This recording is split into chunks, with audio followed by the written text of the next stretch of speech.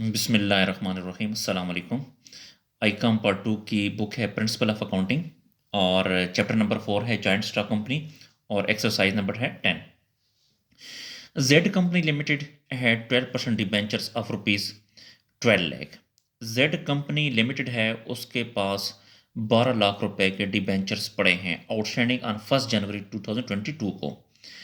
1 जनवरी 2022 को Z company limited के पास 12 लाख के डिबेंचर्स पड़े हैं। On 1st July, company obtained a loan of rupees 3,50,000 from MCB, for which the company placed with bank debentures 4 lakh as collateral security. 1 जुलाई को company ने 3,50,000 loan लिया है MCB यानी बैंक से, और उसके बदले 4 लाख रुपए के डिबेंचर रखवाए हैं ज़मानत के तौर पर। ज़ाहिर बात है डियर स्टूडेंट कि जब हम बैंक से लोन लेते हैं तो बैंक के पास हम ज़मानत भी रखवाते हैं। तो इस कंपनी ने बैंक से लोन लिया है 3,50,000 और उसके बदले बैंक के पास जो सिक्योरिटी यानी ज़मानत रखवाई है वो 4 लाख के डिबेंचर रखवाए हैं। पास journal entries if any, journal entry पास करें अगर कोई बनती है तो। Also show how the debentures and bank loan will appear in the company's balance sheet, और आपने ये भी बताना है कि डिबेंचर्स और बैंक लोन को कंपनी की बैलेंस शीट में कैसे दर्ज करेंगे। तो डियर स्टूडेंट, ये जो क्वेश्चन है ये हमने दो तरीकों से करना है। तो अगर पेपर में ये क्वेश्चन आ जाता है तो आपने दोनों तरीकों से इस क्वेश्चन को करना है।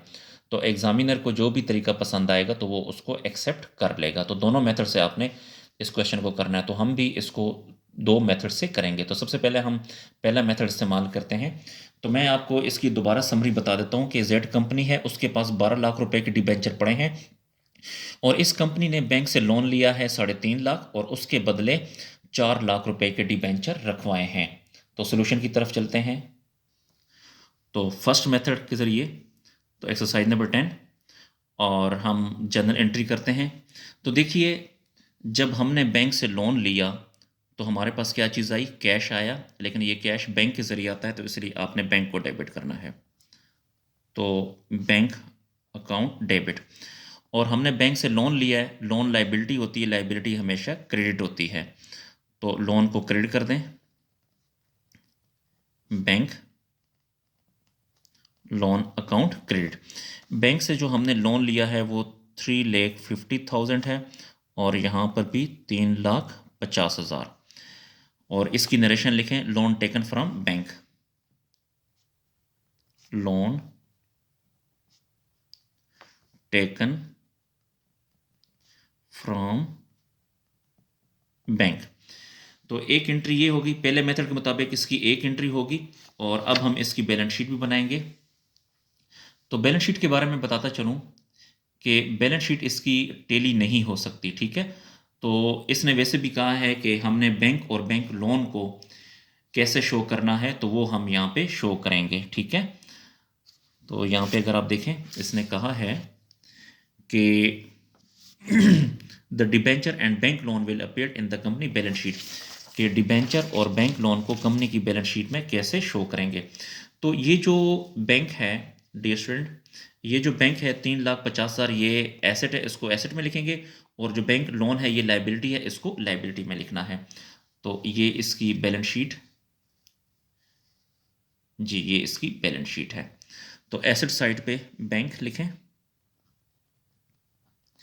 बैंक में अमाउंट पड़ी है 3,50,000, और इसी तरह डिबेंचर जो है ये भी लाइबिलिटी होती है, तो डिबेंचर 12 लाख के पड़े हैं, ठीक है। तो ये भी यहाँ पे लिखने हैं कि 12% डिबेंचर जो है वो है 12 लाख, और इसी तरह जो बैंक लोन है वो लाइबिलिटी है, तो बैंक लोन, बैंक लोन देखें ये लाइबिलिटी है 3,50,000, ये भी लिखें 3,50,000। जी ये इसका पहला मेथड था, ये मैंने आपको बता दूं, ये इसका फर्स्ट मेथड है, फर्स्ट मेथड इसका कंप्लीट हुआ। अब इसी क्वेश्चन को दूसरे मेथड से भी करते हैं, तो ये इसका सेकंड मेथड। तो सेकंड मेथड में देखें, हमने बैंक से लोन लिया तो हमारे पास कैश आया, यानी कैश की जगह आपने बैंक लिखना है और यहाँ पे बैंक लोन। हमने 3,50,000 बैंक से लोन लिया। इसकी नरेशन लिखें, loan taken from bank, loan taken from bank. अच्छा, ये हमने बैंक से लोन लिया तो हमारे पास कैश आया, कैश की जगह अपने बैंक लिखना है और बैंक लोन लाइबिलिटी है, लाइबिलिटी हमेशा क्रेडिट होती है। इसी तरह हमने डिबेंचर जो है दिए हैं, डिबेंचर हमारे से गए हैं क्योंकि हमने जो ज़मानत रखवाई है तो इसलिए डिबेंचर के तौर पे हमने ज़मानत रखवाई, तो डिबेंचर हमसे गए, जो चीज़ जाती है वो क्रेडिट, तो डिबेंचर को क्रेडिट कर दें।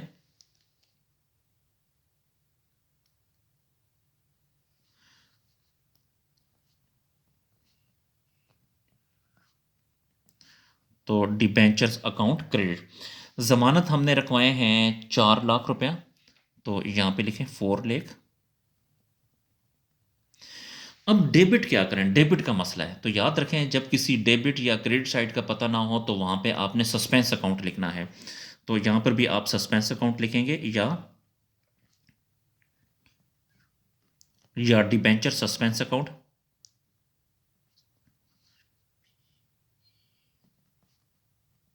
₹4 lakh.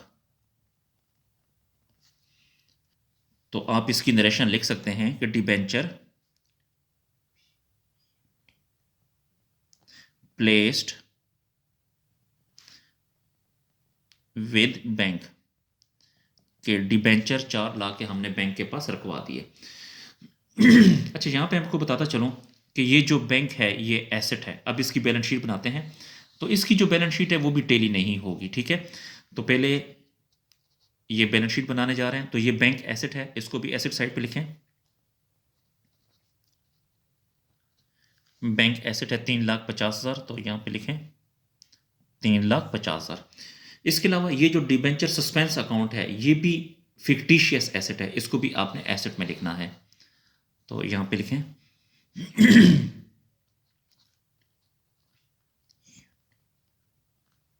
Debenture suspense. Debenture suspense जो है वो कितना है, 4 लाख।